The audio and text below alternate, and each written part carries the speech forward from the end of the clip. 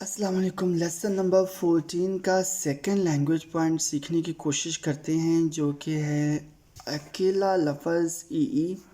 ये ई जब अकेला आता है तो लाजमी तौर पे आप लोगों को बहुत कंफ्यूज करता होगा, लेकिन मैं हमेशा ज़ोर देता हूँ कि एक फ़ितरी स्टडी की जाए, नेचुरल स्टडी की जाए, जो कि आपके लिए ज़्यादा मुफीद है, ना कि एक किताबी पढ़ाई की जाए। फितरी स्टडी से मुराद मेरे ये है कि आप जो दी हुई एक्सप्लेनेशन है उसको देखें, लेकिन ज़्यादा उस पर गौर ना करें।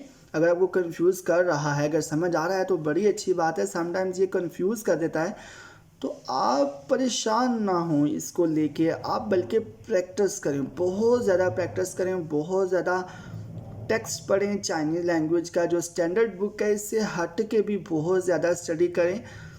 इसे कहते हैं फितरी स्टडी। इससे आप प्रोफेशनली लैंग्वेज आपको बड़ी ज़बरदस्त आ जाएगी। आप सिलेबस की स्टडी तक महदूद ना रहें। सिलेबस की स्टडी तक महदूद रहेंगे तो मैं कहता हूँ इवन कि आपका जो HSK 4 का टेस्ट है वो भी क्लियर करना मुश्किल होगा। अच्छे नंबरों के साथ आप क्लियर नहीं कर पाएंगे। यहाँ पे E, the preposition E means using, taking, by means of, usually use in the structure E. आगे कुछ लिखा होगा प्लस वर्ब आएगा। फॉर एग्जाम्पल हम एग्जाम्पल्स की तरफ चले जाते हैं। पहली एग्जाम्पल है चिंगली निन फंक्शन मैनेजर, आप बेफिक्र रहिए, वह ईदिंग ई सुई ख्वाई द सूदो वन छंग, मैं लाजमी तौर पे तेज़ तरीन स्पीड में इसे कंप्लीट कर दूंगी, जितनी यानी मैक्सिमम तेज़ तरीन स्पीड पॉसिबल है यूजिंग ई ख्वाई द सूदो, तेज़ तरीन स्पीड को यूज़ करते हुए मैं कंप्लीट कर दूंगी। सेकेंड एग्जाम्पल लिखा हुआ है 事情做到差不多就觉得满意的人往往不会成功। बहुत ही ज़बरदस्त ये काबिल गौर सेंटेंस है। कहता है कि जब कोई काम ऑलमोस्ट कंप्लीट होने वाला होता है और अगर आप सेटिस्फाइड फील करें, ख़ुद को मुतमिन फील करें, तो अक्सर आप कामयाब नहीं हो पाते। यानी कि ऐसे लोग जो कोई काम करने लगें, शुरू करते हैं और तकरीबन जब काम कंप्लीट होने वाला होता है तो उनको एक प्राउडनेस, एक फ़ख्र महसूस होता है, वो बड़े सेटिस्फाइड हो जाते हैं। तो आम तौर पर ऐसे लोग कामयाब नहीं हो पाते। 只有以严格的标准来要求自己, बस सिर्फ अगर आप बहुत सख्ती के साथ ख़ुद के से रिक्वायरमेंट रखें, एक्सपेक्टेशन रखें, 才会让自己变得更优秀, फिर आप ख़ुद को ज़्यादा से ज़्यादा स्मार्ट, ज़्यादा से ज़्यादा बेहतर बना सकते हैं।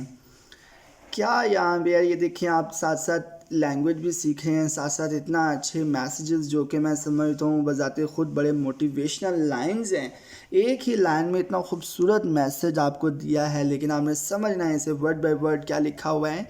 कि ऐसे लोग जो कोई काम करने लगते हैं और जब ऑलमोस्ट वो काम कंप्लीट होने को होता है तभी वो अंदर ही अंदर बहुत ही अच्छा महसूस करने लग जाते हैं, तो ऐसे लोग आमतौर पे कामयाब नहीं होते।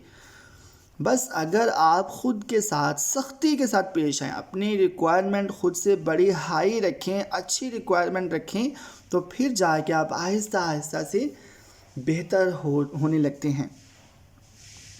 यानी कि बिल्कुल भी ख़ुद से रियायत ना कीजिए। बिल्कुल भी जब काम कंप्लीट होने वाला होता है तो खुश ना हो अपने आप से, बल्कि काम को कंप्लीट करें। काम को कंप्लीट करने के बाद अच्छी फीलिंग लेके आएँ अपने अंदर।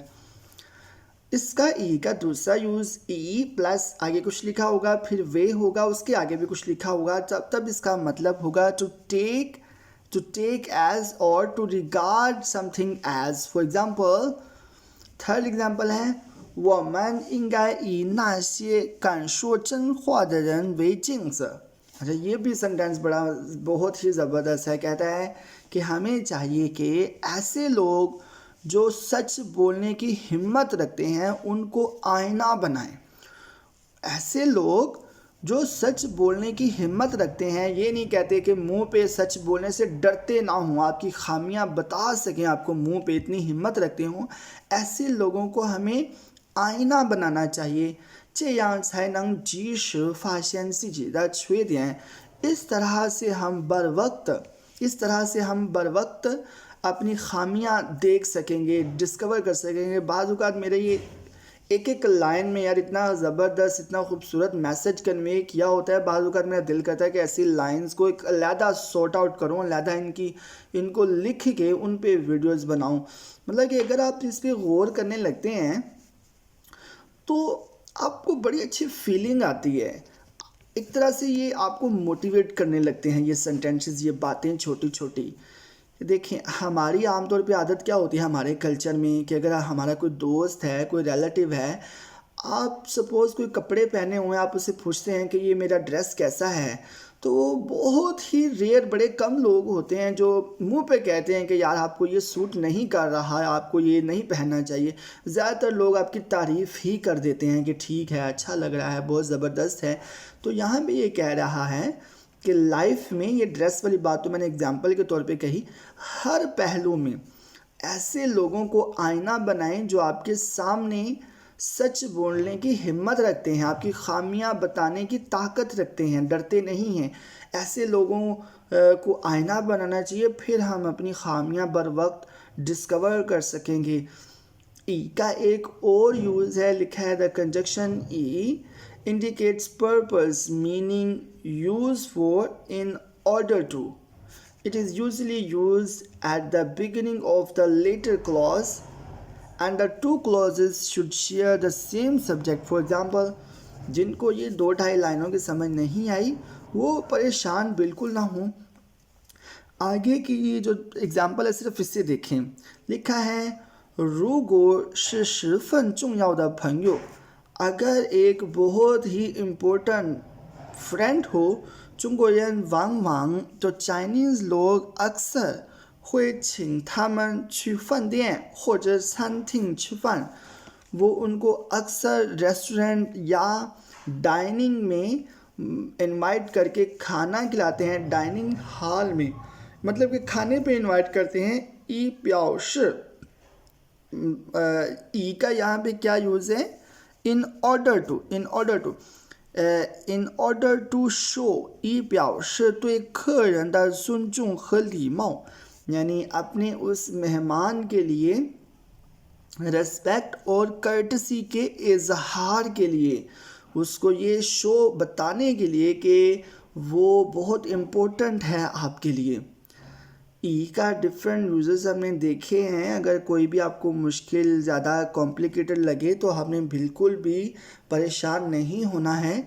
जस्ट फितरी एक नेचुरल स्टडी करें, ज़्यादा से ज़्यादा चाइनीज़ टेक्स्ट पढ़ें, रोज़ाना सिलेबस से हट के भी पढ़ें, सिलेबस तक अपने खुद को महदूद ना रखें।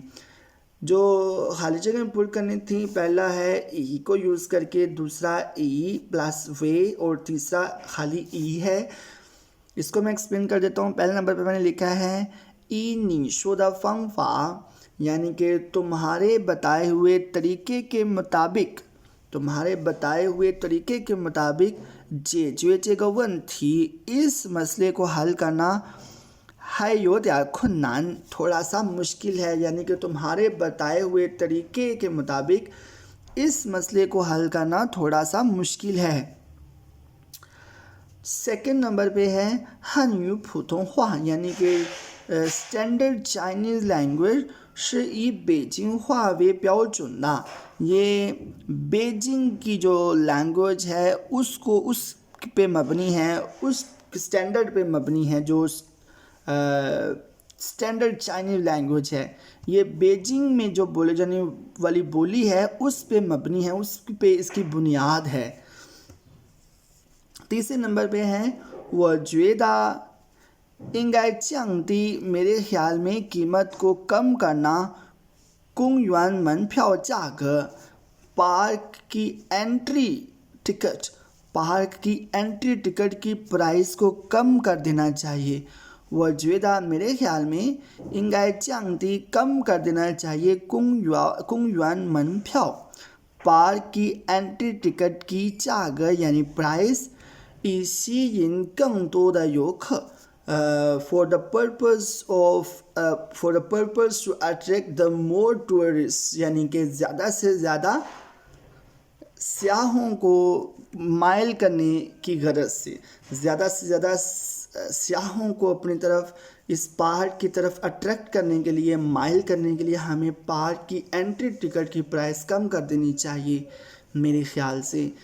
ई का इस्तेमाल यहाँ पे अगर आप सारे एग्जांपल्स बगौर देखेंगे तो काफ़ी हद तक आपको समझ आ जाएगा, लेकिन मैं बार बार जो ज़ोर देता हूँ कि आप स्टैंडर्ड कोर्स के अलावा लेवल 4 के बच्चों को लाजमी तौर पे स्टैंडर्ड कोर्स के अलावा बहुत ज़्यादा स्टडी करनी चाहिए। कम से कम जितना ये स्टैंडर्ड कोर्स का ओवरऑल मटेरियल आपको फील होता है, आपका अंदाज़ा है, उससे 2-3 गुना एक्स्ट्रा आपको चाहिए कि आप स्टडी करें। नेट से कोई आर्टिकल्स पढ़ें, न्यूज़पेपर पढ़ें, शॉर्ट स्टोरीज़ पढ़ें, आप ड्रामाज देखें, मूवीज़ देखें, कुछ ना कुछ जो भी आपको पसंद है तरीका, उसके हिसाब से आप पढ़ते रहें।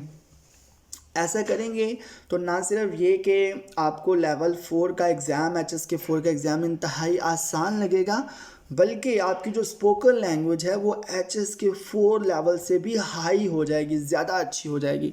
लेकिन अगर आप स्टैंडर्ड कोर्स तक ख़ुद को महदूद रखते हैं तो आप शायद बमुश्किल ही HSK 4 का इम्तिहान ही पास कर पाएँ, जो कि मेरा नहीं ख्याल कि क्वालिटी स्टडी है। क्वालिटी स्टडी तो होती है कि आपका एक स्टैंडर्ड होना चाहिए।